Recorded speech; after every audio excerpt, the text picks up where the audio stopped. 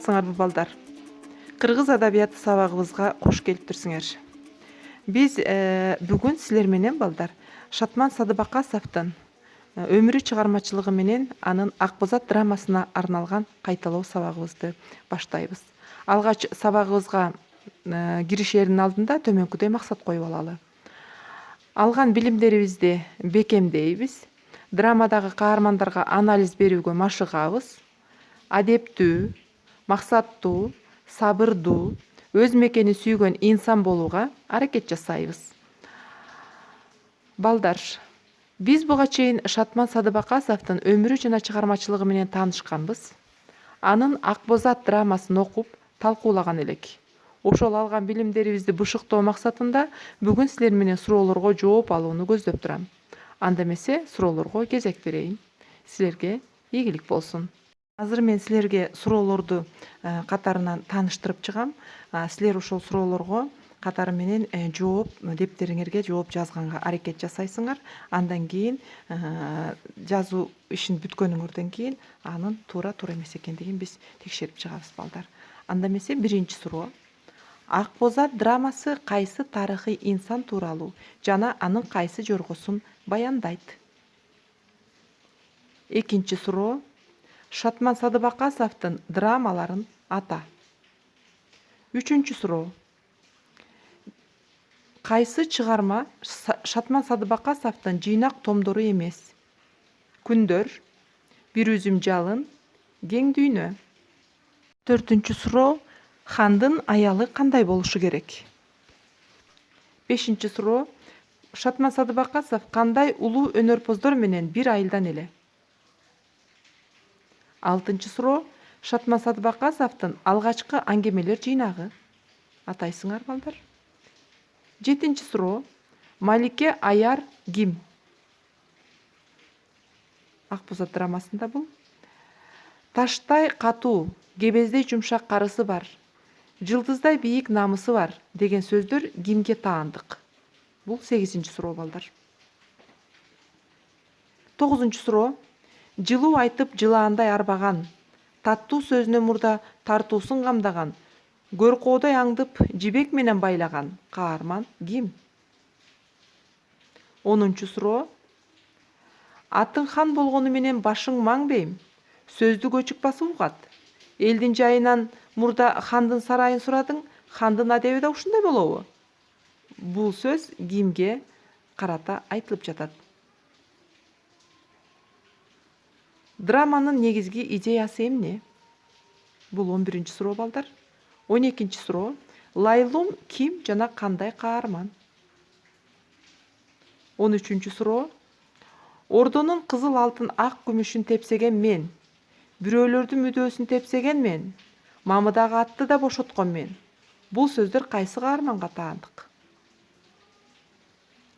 14-cü суроо. Жаныбек хан менен Чарын ханга Вендин диаграммасын түзөсүңөр балдар. Андан кийин 15-ci акыркы сурообуз балдар. Драмадагы оң жана терс каармандарды тизмелеп жазып чыккыла. Мына балдар, мына ушул 15 суроого силер жооп даярдап, жазып бүткөнүңөрдөн кийин биз туура жообун ачабыз. Урматтуу балдар, силер суроолорго туура жооп жазып бүттүңөр деп эсептеймин. Анда эмесе мен ар бир суроонун номери менен туура жоопторун айтып кете берейин. Жакшылап жазганыңарды текшерип аласыңар. Биринчи суроодо Акбозат драмасы кайсы тарыхый инсан тууралуу жана анын кайсы жоргосу баяндайт дегенде Шырдакбек жана анын боз жоргосу тууралуу. Экинчи суроо болсо Шатман Садыбакасовдун драмаларын ата деген суроо эле. Бул жерде Кермето, Акбозат драмалары деп айтсаңар туура болот. Ал эми үчүнчү суроо болсо кайсы чыгарма Садыбакасовдун жыйнак томдору эмес дегенде бул жерде Күндөр деген романы. Анткени бул роман, китеп өзүнчө, жыйнак эмес. 4-cü сурообуз болсо хандын аялы кандай болууга тийиш деген суроого. Хандын аялы ханга кеңешчи, хан тукумун улаган, балдарын туура жолго тарбиялай алган, төгөрөгү төп келген аял заты болууга тийиш. 5-ci суроо. Шатман Садыбакасов кандай улуу өнөрпоздор менен бирге айылдаш болгон дегенде Калык, Куйручук, Мыскал жана Муратбек болчу. Алтынчы сурообуз болсо Шатмас Садыбакасовдун алгачкы аңгемелер жыйнагы кайсылар дегенде аңгемелер жыйнагы бул Пейил. Жетинчи суроо Малике Аяр ким деген суроого драмадагы карыя эл өкүлү десеңер туура жооп болот балдар. 8-чи суроо Таштай катуу, кебездей жумшак карысы бар, жылдыздай бийик намысы бар деген сөз кимге таандык дегенде бул Чарынга таандык. Андан кийин жылуу айтып жылаандай арбаган, таттуу сөзүнөн мурда тартуусун камдаганга көр коодой аңдып жибек менен байлаган каарман ким дегенде бул Шамур болчу.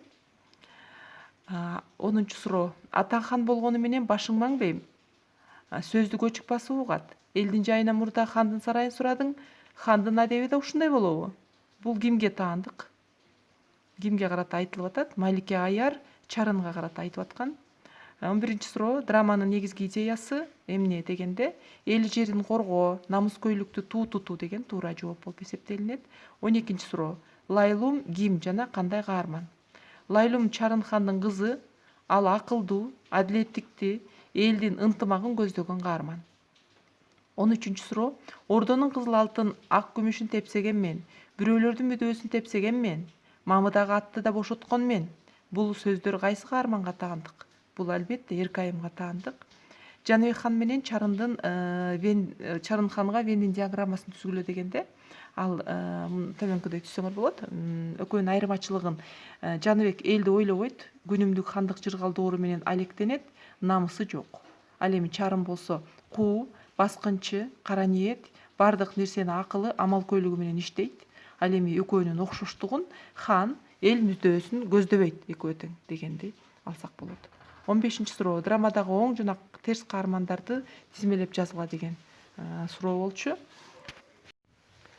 Оң каармандар Малике Аяр, Алтын таяк Зулайка, Думана, Лайлум. Ал эми драмадагы терс каармандар Чарын, Эркайым, Шамур, Мансур жана Жаныбек хан болчу. Урматтуу балдар, силер кыргыз адабиятынын ири өкүлдөрүнүн катарын толуктаган белгилүү жазуучу, драматург Шатмас Садыбакасовдун өмүрү, чыгармачылыгы жана Ак боз ат драмасын камтыган суроолорго туура жооп бердиңер деп ойлойм. Кайталоо бул билимдин натыйжасы.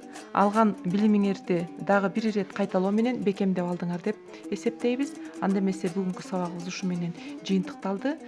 Кийинки сабакка чейин саламатта болгула.